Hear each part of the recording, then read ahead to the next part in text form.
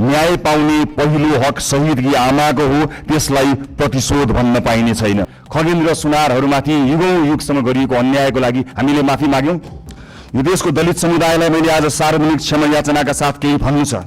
यो सरकार शताब्दीदेखिको विभेदको, अन्यायको, अत्याचारको इतिहाससँग पहिलो पटक सामूहिक र सार्वजनिक माफी माग्दैछ, त्यो पनि यो सदनबाट।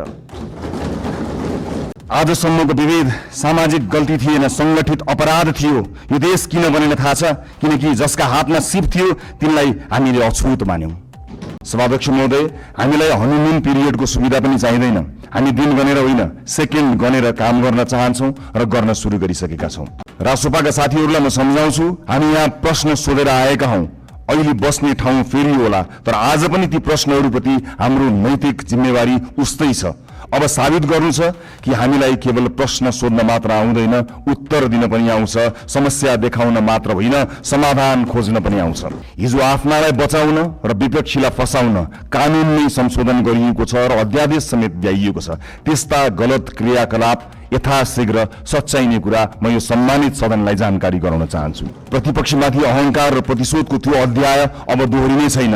आस्थाका आधारमा फरक व्यवहार हुने छैन।